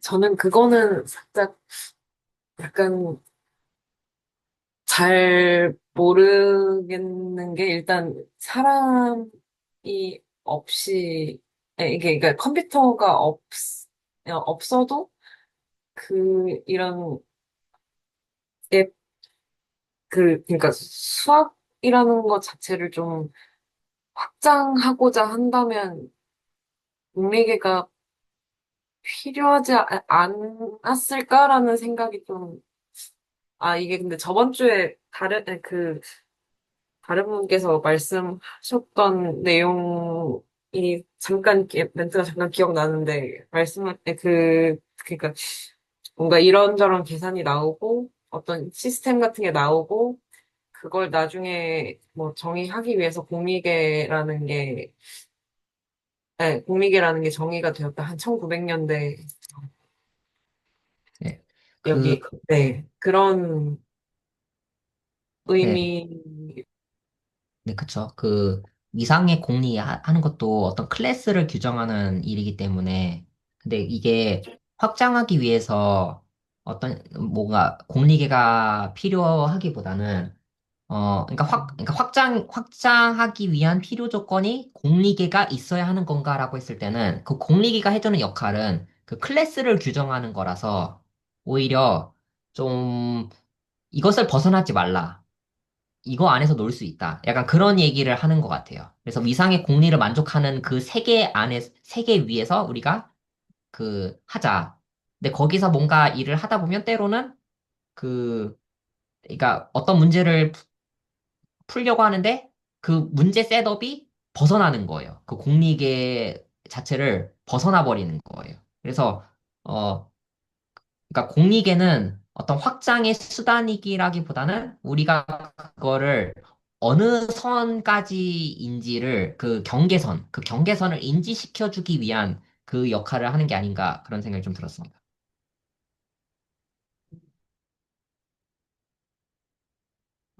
감사합니다. 네.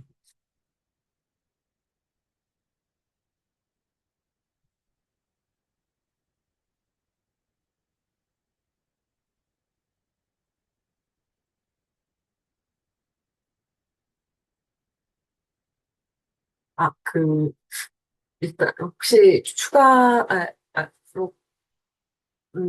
혹시 전명수 선생님은 이번 주 렉처 노트 읽어보고 감상이 있으신가요? 이제 저희 지금 참여자분들 다 같이 얘기했는데, 이제 전명수 선생님만 얘기해 주시면 될 것 같습니다. 네, 저도 일단 노트 2를 좀 훑어봤는데, 일단, 그, 근의 대칭성에서, 그, 일단 저희가 2차 방정식의 근의 공식은 구할 수 있는데, 이제 이거를 3차 방정식의 근과 4차 방정식의 근까지 또 일단 근의 공식이 있다고 알려져 있고, 예전에 좀 해봤거든요. 다양한 방식으로. 그래서 되는데, 저 다이어를 좀 보면서 좀 든 생각이, 그러니까 예를 들어서 저희가 그 조립제법이라는 도구가 있잖아요. 3차 방정식, 4차 방정식을 풀 때 조립제법으로 하는 경우가 있잖아요. 근데 그 테스트를 통과 못하면 유리수 근이 없다는 거거든요. 그 최고차항의 약수분의 상수항의 약수, 후보들 중에서 대입했을 때 그 근이 안 되면 유리수근은 없다는 게 판정이 돼요. 제 질문은 그래서 이거예요. 그, 오차식이라고 해볼게요. 오차식도 조립제법 써가지고 되는 근이 있을 수 있잖아요. 유리수근이. 만약에, 유리수근이 존재할 때, 그러면, 그럴 때, 오차식의 근의 공식은 존재하는가? 이게 제 질문이에요. 그러니까 유리수분이 있다고 판명이 났을 때, 왜냐하면 4차식으로 떨어뜨릴 수가 있대. 조립제법 한번 쓰고. 그러면 그 근의 공식이 어떻게 적힐까? 그러니까 근의 공식은 있을 거예요. 4차식으로 환원이 되기 때문에. 그 개수로 적어낼 수가 있는가? 5차식의 개수만으로 그 5차식의 근 모두를 다 적어낼 수 있는가 했을 때, 그게 적힐 것 같거든요. 일단 조립제법이 통하는 그 경우는. 그래서 그런 생각이 좀 들었고. 근데 제가 좀 단순근 갑자기 까먹어서 제가 좀 찾아봤어요. 그 정규 부분, 그 노멀 서브 그룹이 없는 거를, 그 노멀 서브 그룹이 자기 자신과 1만을 갖는 거를 그 단순근이라고 하는데, 근데 제가 찾아봤을 때 그거였어요. 그, 어, S4도 단순근은 아니거든요. N이 5부터 단순근이 아니라고 했잖아요. 저기 쓰여져 있잖아요. 예. 네, 네, 네. 근데 S4도 단순군은 아니고, S3도 단순군이 아니고, 그렇거든요. 그래서, 그, 뭐냐. 왜냐하면 S4도 A4를 그러니까 노멀 서브 그룹을 가지고 있거든요. 그래서 일단 그런 생각이 좀 들었고 어 일단 그러니까 그러니까 그건 나중에 얘기해야겠네. 어쨌든 단순군을 좀 보고 그러면서 저 다이얼을 좀 보면서 좀 다시 생각을 좀 해보게 됐어요. 오랜만에 그 근해 공식을 찾을 때 그 작동이 어떻게 되는가. 일단 3차, 4차를 잘 관찰을 해야겠죠. 그리고 5차를 해보려다가 그게 막히는 거잖아요. 저 단순군이라는 저 구조 때문에. 근데 사실 그 노멀 서브 그룹은 뭐냐면 약간 묶었을 때 군이 되는 거. 이게 그러니까 묶었을 때 그 자체가 다시 군이 되는 게 어, 노멀 서브, 노멀 그룹의 구조거든요. 그래서 그거는 좀 나중에 해보면 재밌을 것 같고, 저는 딱 이 노트를 보면서 든 생각은, 이거 2차식을 잘 관찰을 해서 3차식과 4차식을 한번 유도해보면 좋은 엑서사이즈가 되지 않을까 그런 생각이 들었어요. 네.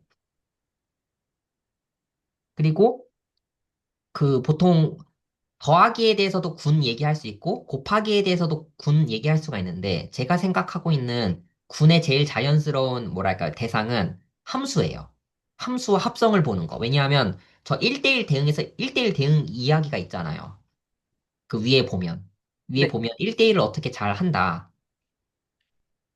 네, 그쵸. 다이얼 돌리는 행위는 사실 1대1 대응 함수를 합성하는 그게 뭐냐면 근과 근 알파 베타 감마가 있다고 해볼게요. 3차식에서 근이 3차 방정식의 근이 알파 베타 감마.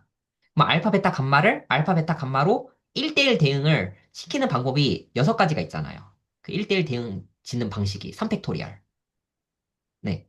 그거랑 그러니까 근을 어떻게 이동시킬 것이냐에 대한 문제거든요. 왜냐하면 그 저희가 알다시피 다항식은 개수들이 있죠. 그 개수들이 다 근으로 적히죠.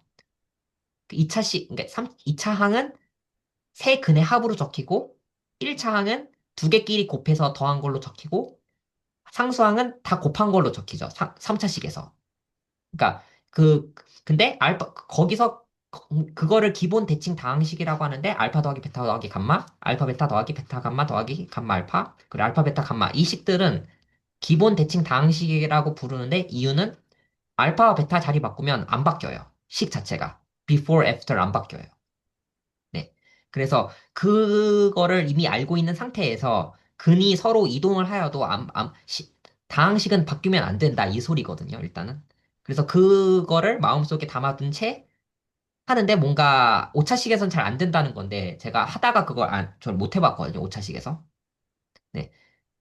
그래서 나중에 이 군 구조랑 연결지어서 3차식도 그렇고 4차식도 좀 유도를 하는 건 있고요. 그리고 그거를 3차식과 4차식의 그 군 구조, 노멀 그룹의 구조를 잘 이용해서 한번 다시 관찰하고 싶다. 그런 생각이 좀 들었습니다.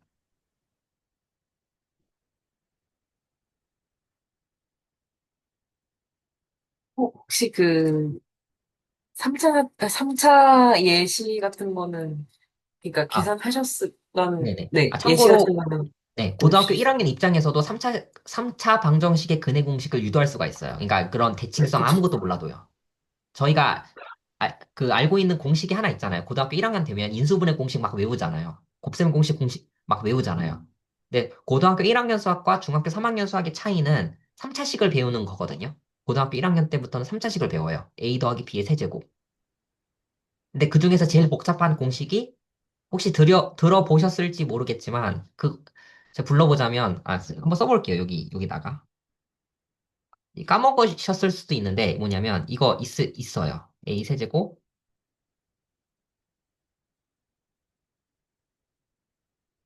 이거가 인수분해가 된다는 거예요. 이 식이 a 더하기 b 더하기 c 그리고 곱하기 a제곱 더하기 b제곱 더하기 c제곱 빼기 ab 빼기 bc 빼기 ca 이렇게 인수분해가 되거든요. 이거를 이용하면 근해 공식을 유도할 수가 있어요. 근데 시간이 오늘 얼마 없기 때문에 만약에 궁금하면 제가 다음 시간에 이거 한 10분 내로 보여드릴 수는 있어요. 네. 네. 그러면 다음 시간에 한번 보여주시는 걸로 하고. 혹시 전병준 선생님 감상에 코멘트 주실 분 있으신가요? 사실 시간이 좀 늦어서, 그렇죠. 네. 아, 근데 저는 이제 또 듣고, 그러니까 이게 피아노 공리가 자연수를, 어, 정의하는 공리인데, 그러니까 제가 이제 제 정확히 워딩은 기억은 안 나는데, 그 자연수 그냥 집합 자체를 정의하고 덧셈과 곱셈을 자연스럽게 정의하려면 저희 노트에서는 계승자라는 개념을 썼잖아요. 석세서. 네. 근데 이제 피아노 공리가 아닌 뭐 다른 공리를 써서 뭐 다른 방식으로 자연수를 정의한다고 했을 때 그냥 제가 생각하는 거는 그냥 어떠한 자연수 그냥 집합이 딱 누가 주는 거죠. 그냥 자연수 집합만 딱 주고 그거에 대해서 그걸 이용해서 덧셈이랑 곱셈을 어떻게 유도할 수 있는지가 좀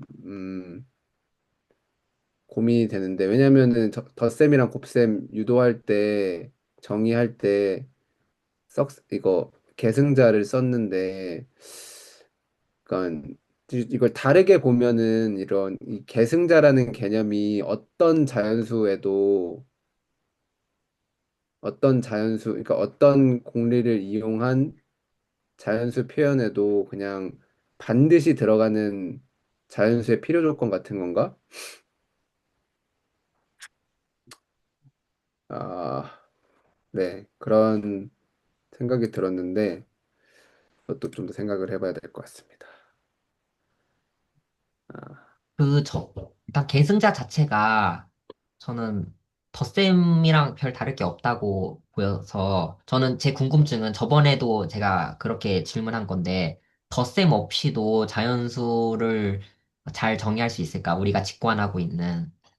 근데 말씀하셨다시피 만약에 자연수를 먼저 줬어요. 그렇게 숫자들을. 그냥 덧셈을 준 건 아니고 그냥 원소로서만 딱 모두 그 자연수 집합을 줬을 때 그때 덧셈을 어떻게 정의할 것인가 했을 때 좀 아이디어가 잘 떠오르진 않아요. 네, 일단 저도 무한집합을 그거는 준 모르겠어요. 건데 그게 덧셈을 어떻게 잘, 네, 네, 담아야 되는데 그러면 음, 다시 환원시켜가지고 다시 그 석세서로 설명할 것 같은 거예요. 음, 덧셈을. 그래서 계승자가 아니고는, 그러니까 다음이죠. 근데 다음이 사실 다음 건데 그게 더하기 1로 생각하든 아니면 다음 거라고 생각하든 다 똑같은 얘기라고 저는 생각이 들거든요. 사실. 네, 해석의 문제라고 보고. 결국 다음은 어쨌든 더하기 역할을 해주는 거가 맞는데, 네. 음, 그 자연수 집합이 먼저 주어져 있을 때, 연산을 어떻게 정의할지는, 어, 그냥 공리를 다시 또 세워야 되는 문제라서, 그러면 뭐, 자연스럽게 정의하는, 그러니까 공리계를 결국 세워야 되는 문제겠죠. 사실, 왜냐하면 석세서라는 개념도 공리계 같은 그런 규칙 같은 걸 준 거니까요. 음, 네. 음. 네, 저는 생각해 보겠습니다. 결론은 안 날 것 같긴 한데. 아, 저도 그 시간이 많이 없지만 빠르게 하나만 말씀드리자면 혹시 근데 자연수 집합을 그 정명수 선생님이 1부터 뭐 무한까지 있는 집합을 줬다고 했을 때 그러니까 무한대까지 이 자연수 규칙이 그러니까 어떠한 규칙이 지켜지는 집합이고 그게 그 규칙을 지켜지고 있다고 알 수가 있나요? 그러니까 규칙이 있다고 먼저 생각하고 그 무한대까지 이 규칙이 그 일관성 있게 된다고 해야 되는 거 아닐까 하는 생각이. 네. 그러니까, 뭐, 이게 원소가 개수가 무한계인지 유한계인지는 그 규칙 입장에서는 그 수에 대한 개념을 내포할까 말까 그런 문제로 보이거든요. 왜냐하면 사실 1차 논리학만 보면 1차 논리학은 수라는 개념이 없어. 그러니까 이게 한 개, 두 개, 세 개 그런 개념이 안 들어가 있는 게 1차 논리학이고, 근데 네. 수학은 1차 논리학은 아니라고 하거든요. 수학은 고차 논리학이에요. 왜냐하면 1차 논리학 플러스 자연수 개념이 있어서 그래요. 자연수 개념. 그러니까 페아노 공리 플러스 1차 논리학이 저희가 생각하고 있는 수학인데, 그러니까 괴델의 불완전성 정리가 이런 게 되는 거고, 1차 논리학까지만 하면 완전성 정리가 성립해요. 그러니까 불완전성이 아니라 완전성 정리가 성립해요. 1차 논리학까지면. 그러니까 증명이 돼요. 그러니까 그 공리에 대해서 모든 게 다 증명이 된다는 그런 소리예요. 근데 수학은 그렇지 않다는 거예요. 왜냐하면 수라는 개념이 있기 때문에. 그랬을 때 규칙이 말할 때 어떤 거가 와도 어떤 원소가 들어 있어도 그 규칙이 통한다. 이렇게만 주장을 하면 되지? 그게 무한계에 대해서인지, 다섯 개에 대해서인지, 세 개에 대해서 규칙을 적용할 건지는, 어, 그 규칙 그 자체가 담아내지는 않을 것 그러니까, 그렇게 할 필요가 없다. 규칙을 담을 때는. 다만, 그 어떤 원소가 와도 그 규칙을 담아낸다. 예를 들어서, S 안에서 뽑은 원소가 있다고 해볼게요. S라는 집합이 있는데 S 안에 원소 두 개 뽑았을 때 그 두 개 뽑은 원소에 대해서 어떤 규칙, 더하기 규칙이 통한다. 그렇게 규칙을 정해버리면 되지 않을까. 그런 생각이 좀 들었습니다. 네, 감사합니다. 음,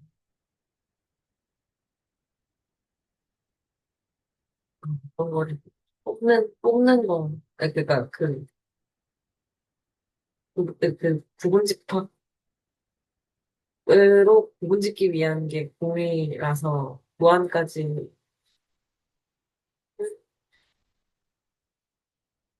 아, 네, 감사합니다. 그러면 혹시 더 코멘트 있으신가요? 자야겠네요, 이제. 네. 이제 없으시면 저희 오늘은 여기서 그 레코드는 마치겠습니다. 다들 수고하셨습니다.